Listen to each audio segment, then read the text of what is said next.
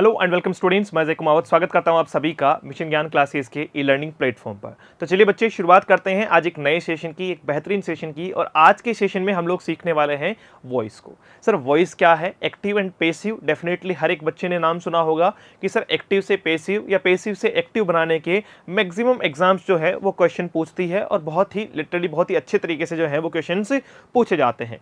आज के सेशन में हम लोग बात करने वाले हैं उन कुछ बेसिक बातों के बारे में जहां से हम वॉइस को समझना प्रारंभ करेंगे। उसके ठीक बाद में हमारी बात होगी कि सर वॉइस में क्या अलग अलग ऐसे कॉन्सेप्ट है जिनके आधार पे हम वॉइस को सीख सकते हैं। तो शुरुआत करते हैं आज की इस बेहतरीन सेशन की आप लोगों के साथ में। चलिए, अगर बात करें सबसे पहले वॉइस के रिगार्डिंग, तो देखिएगा बच्चे, active and passive voice. Active and passive voice, sir voice जो है वो दो टाइप के हैं। एक आपका एक्टिव वॉइस है, दूसरा आपका पेसिव वॉइस है। ठीक है, पहले तो ये समझो कि एक्टिव और पेसिव में डिफरेंस क्या है। एक्टिव और पेसिव में डिफरेंस क्या है? जहां प्रायोरिटी मिलती है सब्जेक्ट को, वो आपका एक्टिव वॉइस है, वो आपका क्या है बच्चे, एक्टिव वॉइस है। और जहां प्रायोरिटी मिलती है किसको, ऑब्जेक्ट को, किसको प्रायोरिटी मिलती है, ऑब्जेक्ट को प्रायोरिटी मिलती है, वो आपका क्या कहलाता है, पेसिव वॉइस है। एक्टिव एंड पेसिव की जब बात की जा रही हो तो सबसे पहले हमने समझने का प्रयास किया। देखो, मैं बहुत इजी वे में रखूंगा इस चीज को, मैं आपको इसको लंबी चौड़ी कहानी बता के जो है वो चीजों को तैयार करवाऊं। आपको ये देखना है कि जहां सब्जेक्ट प्रायोरिटी पे है, जैसे एक बहुत सिंपल और बहुत फेमस एग्जाम्पल जैसा कि सब बच्चों ने पढ़ा होगा, राम किल्ड रावण। ठीक है, अब देखो इसे बनाने के टाइम पे हम क्या करते हैं, सबसे पहले करते हैं सर हम रावण, फिर हम लिखते हैं वॉज, फिर हम लिखते हैं किल्ड, फिर हम लिखते हैं बाई, और फिर हम लिखते हैं राम। तो ये डिफरेंस कहां से आया, क्या आया, कैसे आया, ये सारी बातें हम लोग करने वाले हैं। देखो, सबसे पहले बात करें तो इसका सब्जेक्ट कौन हुआ, राम, और इसका ऑब्जेक्ट कौन हुआ, रावण। यानी कहने का अर्थ क्या है कि राम ने रावण को मारा है, मतलब यहां प्रायोरिटी बेसिस जिसकी बात की जा रही है, जिसको एक्टिव है, जो क्या है, एक्टिव है, तो वो क्या है, सब्जेक्ट एक्टिव है। कौन एक्टिव है, सब्जेक्ट एक्टिव है। सेंटेंस में मारने वाला कौन, राम, मरने वाला कौन, रावण। क्लियर? लेकिन बात किसकी है सर, एक्टिव होने की है, तो एक्टिव कौन है, सब्जेक्ट एक्टिव है। इसी सेंटेंस को मैं दूसरे तरीके से क्या लिख सकता हूं, Ravan was killed by Ram. Ravan किसके द्वारा मारा गया, राम के द्वारा मारा गया। यहां पे भी मरने वाला कौन, रावण, और मारने वाला कौन, राम। अगर दोनों ही कंडीशन सेम है, एज इट इज है, तो भाई तुम समझ पा रहे हो कि सिर्फ जो है वो शब्दों का खेल है, यहां जो एक्टिव हुआ वो कौन हुआ, आपका ऑब्जेक्ट जो है वो एक्टिव हुआ है। ऑब्जेक्ट जो है वो आपका क्या हुआ है, एक्टिव हुआ है। ऑब्जेक्ट को पहले ले आए और आपका सब्जेक्ट लास्ट में आ गया। तो एक्टिव जिस पे जोर देकर बात कही गई हो, जिसके बारे में बात की गई हो, तो वहां पे किसकी बात करते हैं, जब आपका सब्जेक्ट और ऑब्जेक्ट जो है वो एक्टिव हो। जब आपका सब्जेक्ट और ऑब्जेक्ट एक्टिव हो तो वो क्या कहलाता है, आपका वॉइस कहलाता है, जहां एक्टिव सब्जेक्ट के लिए और पेसिव जो है वो ऑब्जेक्ट के लिए आता है। इसमें तो बहुत सिंपल सी बात है।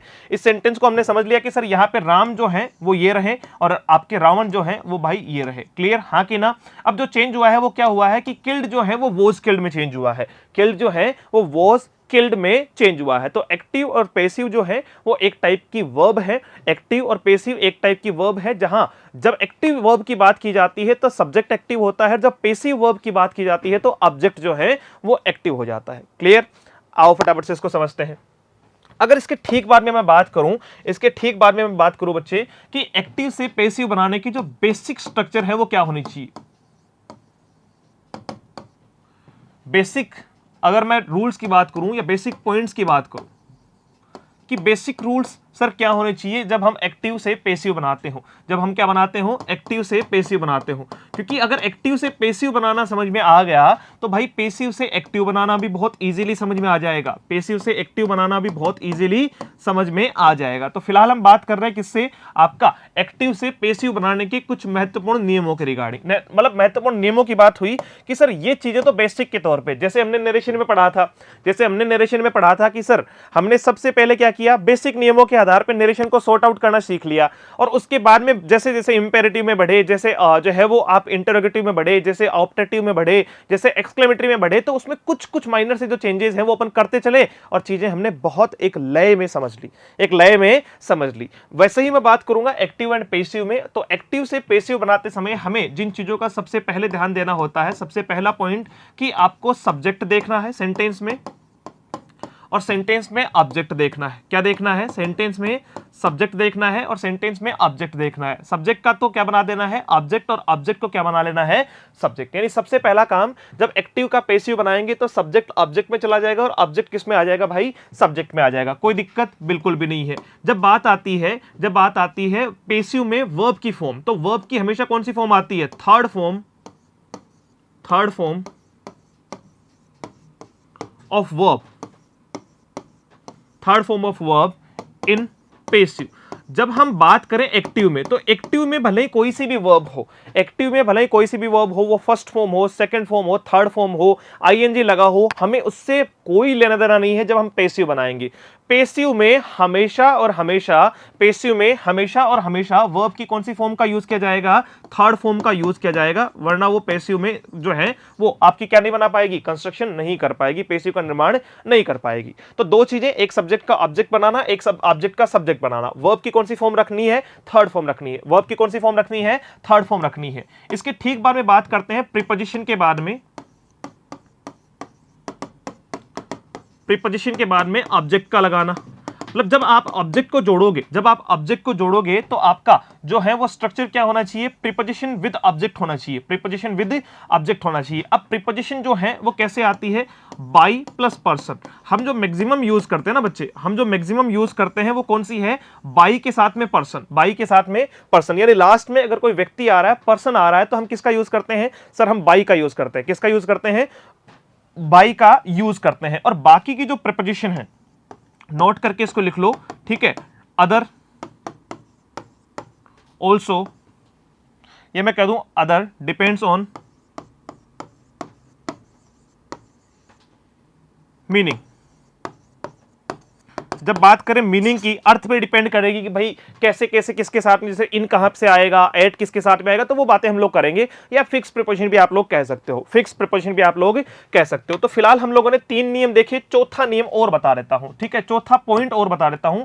फोर्थ पॉइंट क्या है? जैसा हमने वहां पे भी बात की थी नरेशन में भी, कि सर क्या चेंज होगा? टेंस चेंज होगा। नरेशन में और क्या चेंज हो रहा था? मॉडल चेंज हो रहा था कि नहीं हो रहा था? और नरेशन में क्या चेंज हो रहा था भाई? तो तुम लोग कहोगे कि सर टेंस चेंज हो रहा था, मॉडल चेंज हो रहा था, आपका टाइम वर्ड चेंज हो रहा था। आपका क्या चेंज हो रहा था? टाइम वर्ड चेंज हो रहा था और प्रोनाउन चेंज हो रहा था। तो यहां टेंस मॉडल और आपका प्रोनाउन चेंज होगा, टेंस मॉडल और आपका प्रोनाउन चेंज होगा। लेकिन क्या सर इसमें टाइम वर्ड चेंज नहीं होगा? क्या एक्टिव से पैसिव बनाते टाइम टाइम वर्ड चेंज नहीं होगा? तो नहीं होगा। अब आते हैं पहले तो इस मुद्दे की बात पे कि सर क्यों नहीं होगा। आपके मन में ये क्वेश्चन जरूर आया होगा कि सर जब वहां कर रहे थे तो यहां क्यों नहीं कर लेते? कर लो ना प्लीज। लेकिन नहीं होगा। क्यों नहीं होगा भाई? देखो समझो, जब बात कर रहे थे डायरेक्ट से इनडायरेक्ट बनाने की, तो टेंस में परिवर्तन हो रहा था, जबकि एक्टिव पैसिव में वर्ब में परिवर्तन होगा। एक्टिव और पैसिव वर्ब आएगी, टेंस में परिवर्तन नहीं होगा। टेंस सेम ही रहेगा, प्रेजेंट प्रेजेंट में रहेगा, पास्ट पास्ट में रहेगा, फ्यूचर फ्यूचर में रहेगा। समझ रहे हो? प्रेजेंट प्रेजेंट में रहेगा, पास्ट पास्ट में रहेगा, फ्यूचर फ्यूचर में रहेगा। टेंस में परिवर्तन नहीं होगा। यहां प्रेजेंट का पास्ट नहीं होगा, यहां प्रेजेंट का पास्ट नहीं होगा, और टेंस चेंज नहीं होगा तो टाइम भी चेंज नहीं होगा, क्योंकि टेंस इंडिविजुअली है कहां से, आया कहां से? टाइम ड्यूरेशन पे जो हमने टाइमलाइन बना के टेंस में देखा था, वही तो खेल है पूरा का पूरा। तो फिलहाल बात कर रहे हैं उन 4 जो है वो मेन पॉइंट्स की, जिनको हमें ध्यान में रखना है एक्टिव से पैसिव बनाते समय। एक्टिव से पैसिव बनाते समय सबसे पहले आइडेंटिफाई करना है सब्जेक्ट क्या है और ऑब्जेक्ट क्या है, क्योंकि जो इंटरचेंज आएगा, जो चेंज होंगे वो सब्जेक्ट और ऑब्जेक्ट ही होंगे, बाकी कुछ चेंज नहीं होगा, बाकी कुछ चेंज नहीं होगा। तो सब्जेक्ट या ऑब्जेक्ट की अगर बात करें, सब्जेक्ट या ऑब्जेक्ट की बात करें, तो सब्जेक्ट को ऑब्जेक्ट में और ऑब्जेक्ट को सब्जेक्ट में चेंज कर देना है। सर पैसिव बनाते समय वर्ब की हमेशा कौन सी फॉर्म रखनी है? थर्ड फॉर्म रखनी है, ये कंपलसरी है।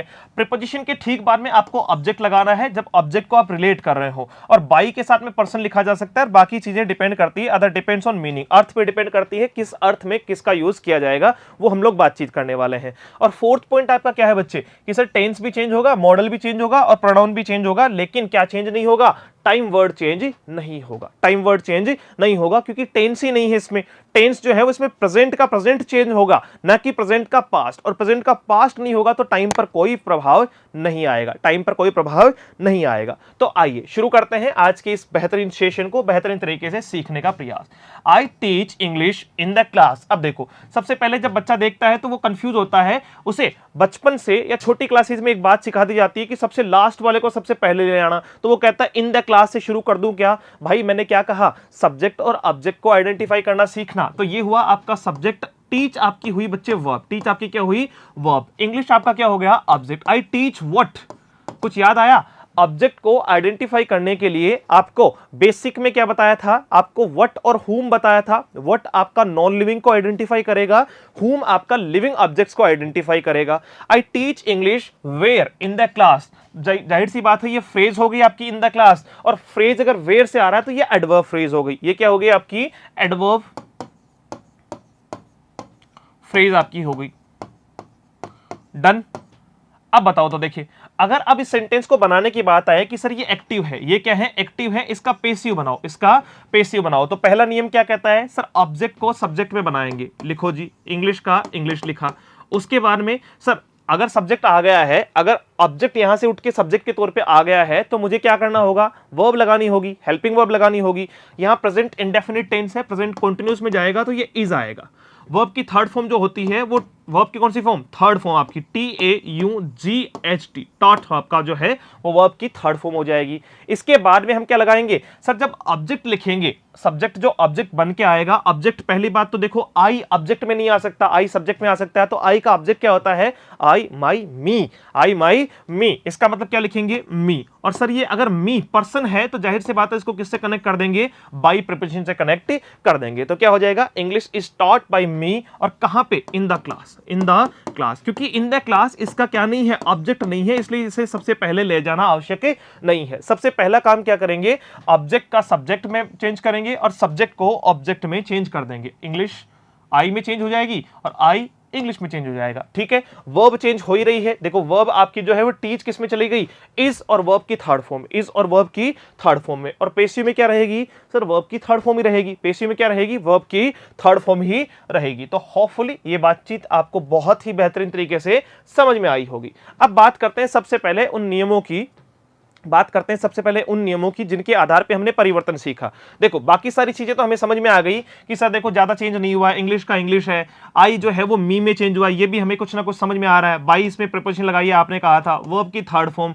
एक तो सर ये नहीं समझ में आया कि इज कहां से आया, ठीक है, एक तो ये नहीं समझ में आया कि इज कहां से आया, तो भाई कहां से आया होगा, टेंस से आया होगा, कहां से आया होगा, टेंस से आया होगा, और टेंस से आया है तो आओ बात करते हैं ना टेंस के रिगार्डिंग। तो सबसे पहले देखना शुरू करेंगे कि सर इसमें जो टेंस मॉडल या जो आपके जो है वो प्रोनाउन में होने वाले जो परिवर्तन है वो कैसे होते हैं। तो सबसे पहले बात करेंगे टेंस के रिगार्डिंग। सुनना, इसमें टेंस चेंज होते हैं आपके 8 टेंस, कितने चेंज होते हैं, 8 टेंस चेंज होते हैं। पहले बात थोड़ा सा आराम से सुनना, अब ये 8 कौन से हैं सर, 3 प्रेजेंट के, 3 पास्ट के और 2 फ्यूचर के, 3 प्रेजेंट के, 3 पास्ट के और 2 फ्यूचर के। टेंस में प्रेजेंट पास्ट में नहीं बदलता है, प्रेजेंट प्रेजेंट में रहेगा, पहली बात ये आइडेंटिफिकेशन भी ध्यान रखना, पास्ट पास्ट में रहेगा और फ्यूचर फ्यूचर में रहेगा। जैसे बात करें कि सर प्रेजेंट इंडेफिनिट टेंस अगर है तो क्या वो पास्ट इंडेफिनिट में बदलता है, तो वो बात होती है नरेशन में। यहां पे प्रेजेंट इंडेफिनिट टेंस जो है वो अपने से ठीक एक अगले कदम पे यानी प्रेजेंट कंटीन्यूअस के साथ में चला जाएगा, कंटीन्यूअस के साथ में चला जाएगा। इसके अलावा अगर बात करें कि सर प्रेजेंट कंटीन्यूअस में क्या करते हैं, तो प्रेजेंट कंटीन्यूअस में कोई बदलाव नहीं होता, कंटीन्यूअस टेंस में कोई बदलाव नहीं होता, वो सेम ही रहेगा, साथ में बीइंग लगा दिया जाएगा, साथ में क्या कर दिया जाएगा, बीइंग जो है वो एड ऑन कर दिया जाएगा, और वर्ब की थर्ड फॉर्म तो रखनी है। इसके बाद में प्रेजेंट परफेक्ट आपका प्रेजेंट परफेक्ट कंटीन्यूअस में चला जाएगा। ठीक ये तीनों पोर्शन पास्ट के साथ में होंगे कि पास्ट इंडेफिनिट जो है वो पास्ट कंटीन्यूअस में चला जाएगा, पास्ट कंटीन्यूअस के साथ में बीइंग लगेगा और आपकी वर्ब की थर्ड फॉर्म लग जाएगी, वहीं पास्ट परफेक्ट को पास्ट परफेक्ट कंटीन्यूअस में चेंज कर देंगे। तो ये हुए आपके 6 टेंस, बचे आपके 2 टेंस की सर प्रेजेंट इंडेफिनिट को प्रेजेंट कंटीन्यूअस में चेंज कर देंगे और प्रेजेंट परफेक्ट को फ्यूचर इंडेफिनिट को फ्यूचर कंटीन्यूअस में चेंज कर देंगे, और फ्यूचर कंटीन्यूअस को चेंज नहीं कर पाएंगे क्योंकि उसमें बी लगा हुआ है, तो बी बीइंग दोनों एक ही वर्ब हो जाती है, तो फ्यूचर परफेक्ट को फ्यूचर परफेक्ट कंटीन्यूअस में चेंज कर देंगे। उसी की बातचीत को मैं यहां दोहराऊंगा दोबारा से आप लोगों के सामने। देखो वर्ब की फर्स्ट फॉर्म या वर्ब की फर्स्ट फॉर्म के साथ में एस ई एस या आई ई एस, और या फिर डू डज के साथ में वर्ब की फर्स्ट फॉर्म, डू डज के साथ में वर्ब की फर्स्ट फॉर्म, ये सब के सब क्या है सर, ये सारे के सारे ही जो है वो प्रेजेंट इंडेफिनेट है, ये सारा का सारा टेंस कौन सा है, प्रेजेंट इंडेफिनेट है। तो प्रेजेंट इंडेफिनेट को किसमें चेंज करते हैं, प्रेजेंट कंटीन्यूअस। कंटीन्यूअस में हेल्पिंग वर्ब क्या आती है, इज, एम, आर, वर्ब की फर्स्ट फॉर्म के साथ में आईएनजी। ये तो तब आती है जब कंटीन्यूअस में एक्टिव की बात हो। अगर पेसिव की बात होगी तो वर्ब की थर्ड फॉर्म आएगी, पेसिव की बात होगी तो वर्ब की थर्ड फॉर्म आएगी। तो क्या करेंगे, इज, एम, आर, इजएमआर के साथ में वर्ब की थर्ड फॉर्म, इजएमआर के साथ में वर्ब की थर्ड फॉर्म, पेसिव है तो वर्ब की थर्ड फॉर्म। अब सर देखो प्रेजेंट कंटीन्यूअस में क्या आता है, इजएमआर के साथ में वर्ब की फर्स्ट फॉर्म विद आईएनजी आता है। तो कंटीन्यूअस मैंने आपको बताया कि जब कंटीन्यूअस का पेसिव आप बनाते हैं तो उस वर्ब को क्या रखते हैं भाई, उस वर्ब को सेम रखते हैं। इजएमआर सेम रहेगा, इजएमआर सेम रहेगा, साथ में आपका बीइंग लग जाएगा और बीइंग के बाद में वर्ब की कौन सी फॉर्म आ जाएगी, थर्ड फॉर्म। वैसे ही हैज, हैव के साथ में वर्ब की थर्ड फॉर्म यानी प्रेजेंट परफेक्ट, तो ये किस में चला जाएगा सर, हैज, हैव के बाद में बीन लग जाएगा क्योंकि परफेक्ट कंटीन्यूअस में जाएगा ना, और साथ में वर्ब की कौन सी फॉर्म लग जाएगी, थर्ड फॉर्म लग जाएगी। ये तीनों ही जो हैं, ये तीनों ही जो पार्ट है वो किसके हैं, ये आपका प्रेजेंट कंटीन्यूअस है, ये आपका प्रेजेंट परफेक्ट है, ये आपका प्रेजेंट परफेक्ट है। बोलो कोई डाउट है भाई, प्रेजेंट इंडेफिनिट को प्रेजेंट कंटीन्यूअस में चेंज करते हैं, कंटीन्यूअस को कंटीन्यूअस में ही रखते हैं, साथ में बीइंग लगाते हैं, परफेक्ट को परफेक्ट कंटीन्यूअस में चेंज करते हैं। और ये तीनों पार्ट किसके हैं सर, प्रेजेंट के हैं। तीनों पार्ट किसके हैं, प्रेजेंट टेंस के। किसके हैं भाई, प्रेजेंट टेंस के। कोई दिक्कत है, बिल्कुल भी नहीं है। तो हम बात कर रहे हैं टेंस या वर्ब में होने वाला परिवर्तन, टेंस या वर्ब में होने वाला परिवर्तन। तो जाहिर सी बात है जब बात करते हैं एक्टिव एंड पेसिव की रिगार्डिंग, तो हमेशा याद रखिएगा कि एक्टिव और पेसिव में टेंस पूरा चेंज नहीं होता, प्रेजेंट प्रेजेंट में, पास्ट पास्ट में और फ्यूचर फ्यूचर में ही रहेगा। एक कदम आगे चलेगा, एक कदम आगे चलेगा। जैसे प्रेजेंट कंटीन्यूअस चला गया, प्रेजेंट इंडेफिनिट चला गया कंटीन्यूअस में, कंटीन्यूअस चला जाएगा, साथ में सेम रहेगा, बीइंग लगा लेगा, और परफेक्ट चला जाएगा परफेक्ट कंटीन्यूअस में। डन है, आओ फिर फटाफट से देखते हैं। इसके आगे अगर बात करूं, तो वर्ब की सेकंड फॉर्म पास्ट इंडेफिनिट में आती है, डिड प्लस वर्ब की फर्स्ट फॉर्म पास्ट इंडेफिनिट में आती है। तो पास्ट इंडेफिनिट किस में चला जाएगा, पास्ट कंटीन्यूअस, और पास्ट कंटीन्यूअस में क्या लगा हुआ है, वॉज वर प्लस वर्ब की कौन सी फॉर्म, थर्ड फॉर्म आपकी। वॉज वर के साथ में आईएनजी यानी पास्ट कंटीन्यूअस को जो है वो किस में चेंज करेंगे सर, पास्ट कंटीन्यूअस में हेल्पिंग वर्ब सेम रखेंगे, साथ में बीइंग लगाएंगे और वर्ब की कौन सी फॉर्म लगा देंगे, थर्ड फॉर्म लगा देंगे। कौन सी फॉर्म लगा देंगे, थर्ड फॉर्म लगा देंगे। इसके अलावा बात करें सर पास्ट परफेक्ट की, पास्ट परफेक्ट की, तो हैड के साथ में वर्ब की थर्ड फॉर्म जो किस में चला जाएगा, हैड बीन प्लस वर्ब की थर्ड फॉर्म में चला जाएगा, यानी पास्ट परफेक्ट कंटीन्यूअस टेंस में चला जाएगा। ये पास्ट इंडेफिनिट है, ये पास्ट कंटीन्यूअस है, ये पास्ट परफेक्ट है। तो ये तीनों पार्ट किसके हो गए सर, ये तीनों के तीनों ही पार्ट जो है वो पास्ट के हो गए। तीनों पार्ट किसके हो गए, पास्ट के हो गए। कोई डाउट बिल्कुल भी नहीं है। अब देखो जब बात आती है मॉडल की, जब बात आती है मॉडल की या फ्यूचर टेंस की, जब बात आती है फ्यूचर टेंस की, तो फ्यूचर में मैंने आपको क्या बताया कि एक तो फ्यूचर इंडेफिनिट चेंज हो जाएगा। फ्यूचर इंडेफिनिट में क्या आता है, सेल विल, यानी मॉडल के साथ में अगर आपको वर्ब की फर्स्ट फॉर्म दिखाई दे, सेल और विल के साथ में अगर आपको वर्ब की फर्स्ट फॉर्म दिखाई दे तो आपको कंटीन्यूअस में चेंज करना है। तो क्या आ जाएगा, सेल विल के साथ में बी, क्योंकि कंटीन्यूअस की यही तो होती है हेल्पिंग वर्ब, और उसके साथ में वर्ब की थर्ड फॉर्म, उसके साथ में वर्ब की थर्ड फॉर्म। सर वर्ब की थर्ड फॉर्म तो कॉमन है, जैसा कि शुरुआती दौर में ही लिखवा दिया था पॉइंट बना के कि भैया पेसिव अगर बनाना है तो वर्ब की थर्ड फॉर्म लगानी ही पड़ेगी। पेसिव अगर बनाना है तो वर्ब की थर्ड फॉर्म आपको लगानी ही पड़ेगी। और लास्ट बात करते हैं सर फ्यूचर परफेक्ट की। तो फ्यूचर परफेक्ट क्या है आपका, सेल या विल हैव, सेल या विल हैव प्लस वर्ब की थर्ड फॉर्म। देखो फ्यूचर इंडेफिनिट पढ़ा था, क्या पढ़ा था सर, सेल विल के साथ वर्ब की फर्स्ट फॉर्म, कंटीन्यूअस में shall be will be plus verb की फर्स्ट फॉर्म के साथ आईएनजी, परफेक्ट में फ्यूचर परफेक्ट में क्या आएगा, सेल हैव विल हैव के साथ में वर्ब की थर्ड फॉर्म, और परफेक्ट कंटीन्यूअस में shall have been will have been के साथ में वर्ब की फर्स्ट फॉर्म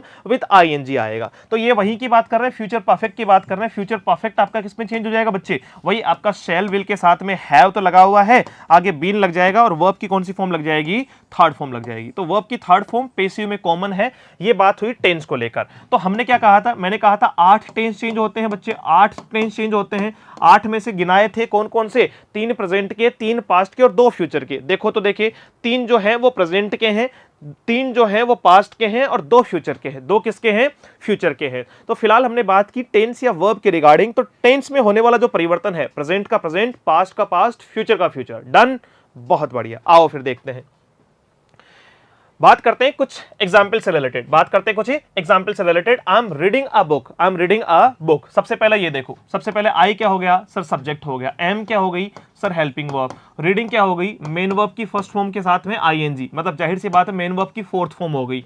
और ए बुक इसका क्या हो गया सर, ऑब्जेक्ट हो गया। यस और नो, यस और no, I am reading what, I am reading a book, I am reading a book. What से आ रहा है, ऑब्जेक्ट है। सबसे पहले क्या बनाएंगे सर, ऑब्जेक्ट लिखेंगे, तो ऑब्जेक्ट क्या आ जाएगा, ए बुक। मुझे बताओ टेंस कौन सा है, आपने कहा सर आई एम रीडिंग मतलब प्रेजेंट कॉन्टिन्यूअस टेंस है। कॉन्टिन्यूअस को किस पे चेंज करते हैं सर, कॉन्टिन्यूअस चेंज नहीं होता, वो सेम कॉन्टिन्यूअस में ही रहेगा, साथ में बीइंग लग जाता है।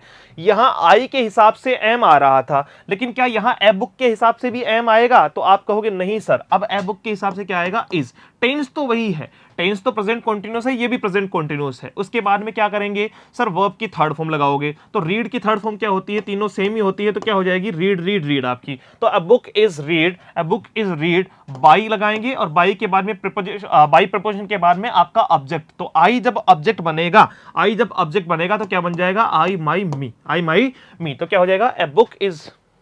अच्छा, इसमें देखो थोड़ा सा एक चीज हमने इसमें छोड़ दी, और वो कौन सी थी आपकी, जब कॉन्टिन्यूस का बना रहे हैं ना, कॉन्टिन्यूस का बना रहे हैं तो बच्चे बीइंग भी तो लगाएंगे साथ में, क्या लगाएंगे, बीइंग भी तो लगाएंगे। तो क्या बन जाएगा आपका, अ बुक इज बीइंग। अब लगाएंगे वर्ब की थर्ड फॉर्म। क्यों, जब कॉन्टिन्यूस को चेंज करते हैं तो वो टेंस में, मतलब वो जो है वो हेल्पिंग वर्ब में बदलाव नहीं करता, वो सेम में रह के आपके साथ में किसका यूज करता है, बीइंग का यूज कर लेता है। तो क्या हो जाएगा, a book is being read by आपका आई माई मी, आई माई। क्लियर हुई बातचीत। चलो तो देखिए नेक्स्ट आपके सामने, she did not buy any book. तो सी आपका क्या हो गया, सब्जेक्ट। सर डिड आपका हेल्पिंग वर्ब, नोट का सेंस इसमें आ रहा है, बाई आपकी मेन वर्ब की फर्स्ट फॉर्म, मेन वर्ब की फर्स्ट फॉर्म। एनी बुक आपका ऑब्जेक्ट हो गया, एनी बुक, एनी बुक आपका मतलब वैसे यूजुअली बुक आपका ऑब्जेक्ट है, एनी बुक तो पूरी फ्रेज है, लेकिन साथ में जाएगी, ऐसा थोड़ी एनी को अलग छोड़ दूंगा। तो सबसे पहले क्या होगा आपका, any book. Did not by, past indefinite है सर, पास्ट इंडेफिनेट है तो किस में चेंज करेंगे, पास्ट कॉन्टिन्यूअस में चेंज करेंगे। पास्ट कॉन्टिन्यूअस में एनी बुक के साथ में क्या आएगा, वोज आएगा। उसके बाद में सर वर्ब की थर्ड फॉर्म, तो बाई की थर्ड फॉर्म क्या होती है बच्चे, बॉट होती है। बाई की थर्ड फॉर्म क्या होती है, बॉट होती है। अब book, any book was bought, any book was bought, और आगे क्या आ जाएगा, बाई। देखो इसमें एक चीज और देखो फटाफट से, कि सर अगर नेगेटिव सेंस आता है, अगर नेगेटिव सेंस आता है,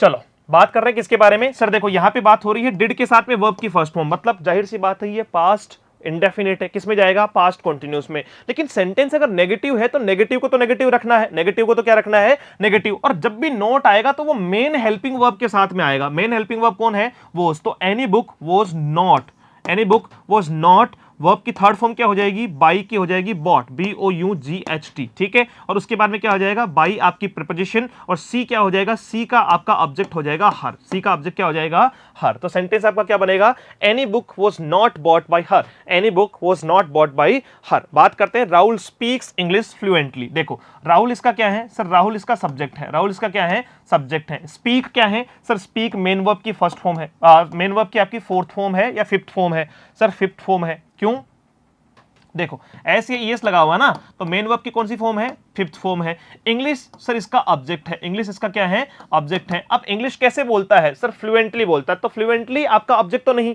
फ्लुएंटली आपका ऑब्जेक्ट तो नहीं, हाउ, और हाउ से जाहिर सी बात है एडवर्ब की तरह यूज करेंगे भाई। कैसे बोलता है, राहुल स्पीक्स इंग्लिश फ्लुएंटली, तो ये एडवर्ब के तौर पे काम आएगी। कैसे तैयार आएगी, एडवर्ब के तौर पे काम में लेंगे। अब बताओ, देखिए सेंटेंस को बनाओ फटाफट से।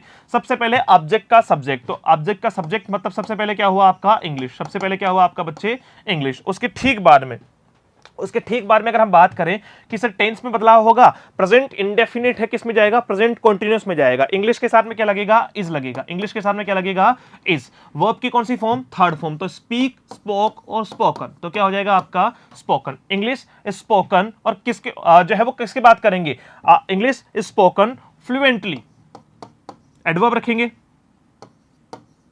फ्लुएंटली किसके द्वारा, by Rahul, by Rahul. Clear, तो आपका सेंटेंस क्या बनेगा, English is spoken fluently by Rahul, English is spoken fluently by Rahul. तो ये आपका क्या था, ये आपकी बेसिक स्ट्रक्चर थी, जहां हमें बात करनी है कि सर सब्जेक्ट का ऑब्जेक्ट बनाना है, वर्ब की थर्ड फॉर्म रखनी है, टेंस, प्रोनाउन और मॉडल में बदलाव करना है। टेंस चेंज नहीं होता, इसलिए टाइम वर्ड भी चेंज नहीं होगा। प्रेजेंट का प्रेजेंट, पास्ट का पास्ट और फ्यूचर का फ्यूचर। 8 टेंस चेंज होते हैं, 3 प्रेजेंट के, 3 पास्ट के और 2 फ्यूचर के। तो ये सारी बातें हम लोगों ने की एक एक्टिव और पैसिव की फॉर्मेशन के रिगार्डिंग। जो है वो नेक्स्ट सेशन में बात करने वाले हैं इससे आगे की कुछ बातों पे कि सर प्रोनाउन कैसे चेंज होगा, मॉडल कैसे चेंज होंगे और फिर सेंटेंस को कैसे जो है वो हम चेंज कर सकते हैं एक्टिव से पैसिव के तौर पे, भले ही आपका जो है वो इंपेरेटिव हो, असर्टिव हो, आपका किस टाइप के सेंटेंस में कैसे कैसे बदलाव हमें देखने को मिलने वाले हैं। तो मिलते हैं एक नई जोश, जुनून और ऊर्जा के साथ में एक नए सेशन में। Thank you so much, have a great day, see you soon in the next session. Jai Hind.